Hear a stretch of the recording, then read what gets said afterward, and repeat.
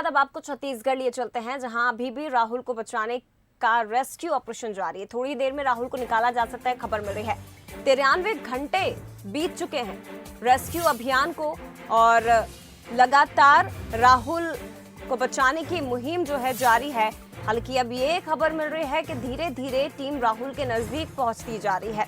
शुक्रवार दोपहर में राहुल बोरवेल में फंसा था और मिनट घंटे बढ़ते जा रहे हैं। 93 घंटे अब बीत चुके हैं, लेकिन ये बताया जा रहा है कि अंतिम चरण में है ऑपरेशन राहुल और राहुल को बाहर निकालना है, सुरक्षित बाहर निकालना है। इसलिए लगातार टीम जुटी हुई है और इस ऑपरेशन को लेकर कलेक्टर ने क्या कुछ कहा है, क्या अपडेट है, वो भी आपको सुनवाते हैं। हमारे वीर बालक राहुल के बारे में बताना चाहूँगा। सिविल सर्जन से 10 मिनट पहले मैंने अपडेट लिया है। उन्होंने उसकी श्वसन गति को सामान्य के आसपास ही बताया है। बच्चा चूँकि कल से भोजन प्राप्त नहीं कर पाया है, इसलिए सामान्य कमजोरी जो अशक्तता उसमें है। कुछ देर पहले उसको जो ऑक्सीजन पाइप है उसके थ्रू और कैमरा के थ्रू उसको जब टच किया गया तो आँख खोल के वो रिस्पॉन्ड कर रहा था। ये उसके अभी सामान्य हालात हैं, अदरवाइज़ डेंजर में तो वो है ही, तभी उसको रेस्क्यू करने की पूरी तैयारियां चल रही हैं। अलाइनमेंट पे हम काम कर रहे हैं। वहाँ जो हालात हैं टनल के अंदर में सामान्य जगहों की तुलना में थोड़ा विशिष्ट होता है, तो इसलिए वो गति चल रही है। वहाँ एक लास्ट स्टोन हमारे पास फिर से आया है। हम 2 तरह से उसमें कोशिश कर रहे हैं। उसके पीछे हम सर्च कर रहे हैं। हमने एक रास्ता बना लिया है। यदि वो स्टोन छोटे साइज का होगा तो उसके पीछे से टनल को साइड से कांटेक्ट करने की कोशिश करेंगे।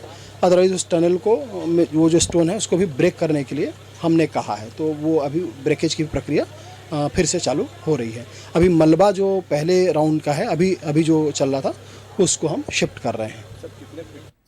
हार्डली जैसा कहना है, चूँकि देखिए हम उसमें थोड़ा स्लांट गए हैं, थोड़ा तिरछा गए हैं, तो जो डिस्टेंस सामान्य में जाते हैं तिरछे में जाते हैं तो उससे 1-1.5 फीट का ही अंतर होना चाहिए। सामान्य डायरेक्शन में हम सिर्फ 0.7 फीट, जिसका मतलब 8 इंच की दूरी पे हैं, और यदि थोड़ा तिरछे डिस्टेंस को जो हम जा रहे हैं उसको कैलकुलेट कर लेंगे तो हार्डली 1.5 फुट 1.25 फुट के आसपास हैं।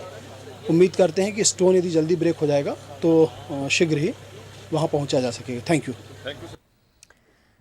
तो कलेक्टर को आप सुन रहे थे, उन्होंने ये जानकारी दी है कि थोड़ी देर पहले सिविल सर्जन से बातचीत हुई थी। उन्होंने बताया है कि सांसें चल रही है, श्वसन नली उसकी चेक की गई थी। राहुल की स्थिति हालांकि अभी खतरे में बताई जा रही है, क्योंकि जाहिर तौर पर 93 घंटे बीत चुके हैं और एक मासूम 11 साल का ये बच्चा बोरवेल में फंसा हुआ है, तो जाहिर तौर पर हालत बिगड़ेगी, क्योंकि कल से राहुल ने कुछ भी नहीं खाया है, कोई आहार उस तक नहीं पहुंचा है। ऐसे में टीम की चिंताएं और ज्यादा बढ़ गई हैं, लेकिन लगातार ऑपरेशन जारी है और ये बताया जा रहा है कि जो चट्टान है उसे तोड़ने का काम चल रहा है। थोड़ी देर में, अभी कुछ समय लग सकता है, जब राहुल तक पहुंचा जाएगा। तो रणनीति में भी बदलाव किया गया है। टनल बनाने में पत्थर की जो चट्टान है वो बाधक बन रही है। टनल के अंदर 2 फीट ऊपर से अब सुरंग बनाई जा रही है। 10 साल का राहुल शुक्रवार से बोरवेल में फंसा हुआ है, जिसे बचाने की मुहिम, उसकी जिंदगी को बचाने की मुहिम इस वक्त जारी है। छत्तीसगढ़ का सबसे बड़ा रेस्क्यू ऑपरेशन इस वक्त चल रहा है और राहुल तक पहुंचने की कोशिश टीमें कर रही हैं।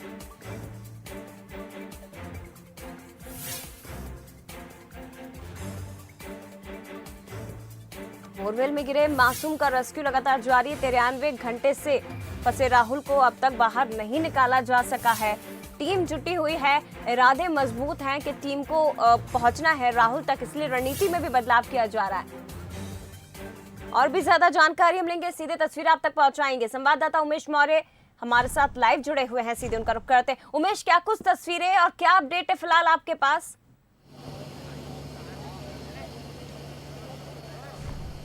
देखिए जया, अभी भी जो यहाँ पर जो चट्टान है वो राहुल को रेस्क्यू करने का सबसे बड़ा रोड़ा बना हुआ है। यही वजह है कि यहाँ पर जिला प्रशासन तमाम वो व्यवस्थाएं और जो टीम लगी हुई है, 8 सदस्यीय टीम है, NRDF जो SDRF की टीम जो लगी हुई है वो वहाँ पर मौजूद है और वो लगातार ये कोशिश कर रही है कि किसी तरीके से इस रेस्क्यू को सफल किया जाए। आप देख सकते हैं कि मेरे पीछे चाहे रात हो या फिर कड़ी दोपहरी, पूरे लोग यहाँ पर यही जानने आए हैं कि आखिर राहुल को कब रेस्क्यू किया जाएगा। ये तमाम आसपास के ग्रामीण क्षेत्र के लोग हैं, इसके अलावा बिलासपुर कोरबा के भी लोग यहाँ पर पहुँचे हुए हैं सिर्फ यही देखने कि राहुल का रेस्क्यू कब तक होगा। अब हम सीधे अब राहुल को रेस्क्यू करने के लिए जो बात कही जा रही है उस पर अगर हम सीधा बात करें तो यहाँ पर स्थिति यह है कि जो टनल बनाया गया था और टनल के भीतर से जो राहुल तक के पहुंचने का जो मार्ग बनाया गया था उस मार्ग में एक बड़ा चट्टान आया था और वो चट्टान इस तरीके का था। आपको दिखाना चाहेंगे प्रकाश राव से मैं कहूँगा कि इसको दिखाएंगे इस चट्टान को।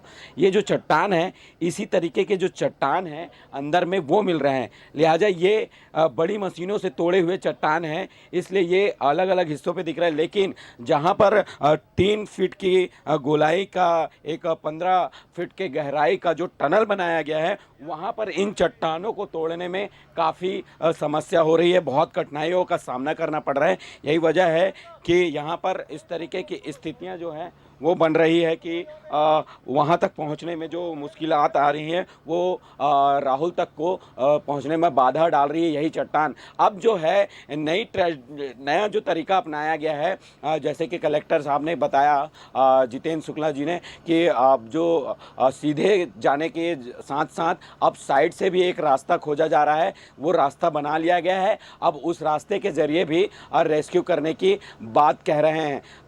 जो सीधा रास्ता है उसमें जो चट्टान मिली है उसमें 8 इंच का फ़र्क है राहुल को और रेस्क्यू करने के लिए, लेकिन चट्टान है इसलिए उसको तोड़ पाना बहुत कठिन हो रहा है, मशीन का उपयोग नहीं कर सकते हैं। और जो दूसरी साइड से एक और टनल उसी मार्ग में बनाया गया है आगे, उसको तिरछा करके बनाया गया है, उसको 1.5 से 2 फीट की खोदाई के बाद वो रेस्क्यू किया जा सकेगा राहुल का। लेकिन अब सवाल यह है कि दोनों जो अभियान है वो दोनों चल रहा है, पैरेलल पे चलाया जा रहा है ताकि जो पहले हो जाए उस पर राहुल को रेस्क्यू करके बाहर निकाला जाए।